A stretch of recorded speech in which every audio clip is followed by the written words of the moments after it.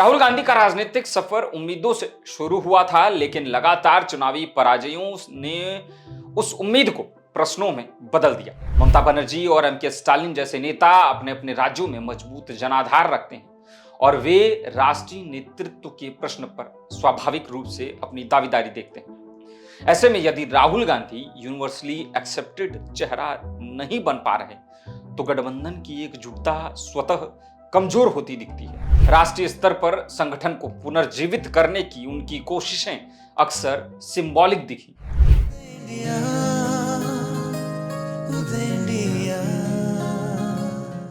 नमस्कार, उदय India digital में आपका स्वागत है। मैं हूं सात्विक उपाध्याय। मित्रों, इंडी गठबंधन की राजनीति इस समय एक अजीब मोड़ पर खड़ी है।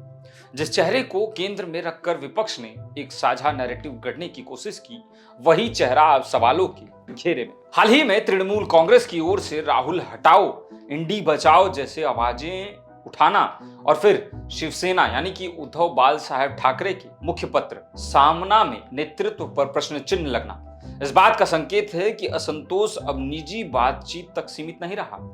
जब सहयोगी दल सार्वजनिक रूप से विकल्पों जैसे एमके स्टालिन या ममता बनर्जी की चर्चा करने लगे तो यह केवल रणनीतिक मतभेद नहीं बल्कि भरोसे के संकट का एक संकेत होता है। राहुल गांधी का राजनीतिक सफर उम्मीदों से शुरू हुआ था, लेकिन लगातार चुनावी पराजयों ने उस उम्मीद को प्रश्नों में बदल दिया।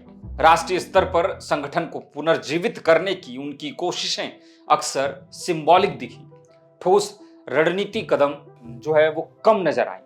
विपक्षी राजनीति में नेतृत्व का अर्थ केवल सरकार की आलोचना नहीं बल्कि प्रेजेंटिंग एन अल्टरनेटिव व्यू होता है। परंतु कई मौके पर राहुल गांधी की सार्वजनिक टिप्पणियां और व्यवहार परिपक्व विपक्षी नेता की छवि गढ़ने में विफल रहे हैं। हमने ये सब देखा है। संसद के भीतर और बाहर उनकी शैली को लेकर सहयोगियों में भी असहजता देखने को मिलती है। समस्या केवल छवि की नहीं, चुनावी गणित की भी है। कई राज्यों में सहयोगी दलों को लगता है कि राहुल गांधी का चेहरा उनके स्थानीय समीकरणों को नुकसान पहुंचा सकता है। ममता बनर्जी और एमके स्टालिन जैसे नेता अपने अपने राज्यों में मजबूत जनाधार रखते हैं और वे राष्ट्रीय नेतृत्व के प्रश्न पर स्वाभाविक रूप से अपनी दावेदारी देखते हैं। ऐसे में यदि राहुल गांधी यूनिवर्सली एक्सेप्टेड चेहरा नहीं बन पा रहे तो गठबंधन की एकजुटता स्वतः कमजोर होती दिखती है। कांग्रेस के भीतर भी असंतोष की आवाजें समय समय पर सामने आती रही हैं। वरिष्ठ नेताओं के बयान या संकेत देते हैं कि पार्टी के अंदर भी रणनीति और नेतृत्व शैली पर मतभेद है। इंडी गठबंधन का ढांचा वैसे ही ढीला ढाला है। यह वैचारिक समानता से अधिक राजनीतिक सुविधा पर आधारित है। ऐसे में यदि केंद्र चेहरा ही विवाद का कारण बन जाए, जी हाँ, अगर केंद्रीय चेहरा ही विवाद का कारण बन जाए तो सहयोगियों के लिए दूरी बनाना स्वाभाविक है। तृणमूल कांग्रेस और शिवसेना यानी कि उद्धव बाला साहब ठाकरे की जो पार्टी है कि ताजा टिप्पणियां इसी दिशा की ओर इशारा करती हैं। ये सोचने वाली बात है। There has been one constant in Rahul Gandhi's politics, aggressive rhetoric and emphasis on symbolic campaign. परंतु balance, dialogue and coordinations are more important in coalition politics. जी हाँ, सहयोगी दल चाहते हैं कि नेतृत्व ऐसा हो जो उन्हें स्थान दे, उनकी रीजनल एस्पिरेशंस का सम्मान करे और राष्ट्रीय रणनीति को साझा परामर्श से तय करे।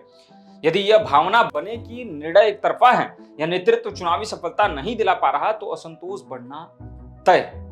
आज इंडी गठबंधन के सामने सबसे बड़ा प्रश्न यही है कि क्या वह व्यक्तिगत नेतृत्व के इर्द गिर्द टिकेगा या सामूहिक नेतृत्व की ओर बढ़ जाएगा। यदि राहुल गांधी अपनी शैली और रणनीति में बदलाव नहीं लाते तो सहयोगियों की बेचैनी और मुखर हो सकती है। राजनीति में धारणा ही वास्तविकता बन जाती है और यदि धारणा यह बन रही है कि नेतृत्व बोझ बन रहा है तो उसका प्रभाव संगठनात्मक मनोबल से लेकर चुनावी परिणामों तक दिखाई देता है। आखिरकार विपक्ष की विश्वसनीयता इस पर निर्भर करती है कि वह सत्ता का विकल्प बन सके। यदि गठबंधन के भीतर ही नेतृत्व पर अविश्वास हो तो जनता तक एकजुट संदेश पहुंचना कठिन है। राहुल गांधी के सामने चुनौती केवल प्रतिद्वंदी दल से नहीं बल्कि अपने ही गठबंधन और पार्टी के भीतर भरोसा पुनर्स्थापित करने की है। आने वाले समय में यह स्पष्ट होगा कि वे इस चुनौती को अवसर में बदल पाते हैं या इंडी गठबंधन का नेतृत्व समीकरण किसी नए अध्याय की ओर बढ़ता है। आज की इस कड़ी में बस इतना ही, और भी खबर के लिए देखते रहिए उदय इंडिया डिजिटल को।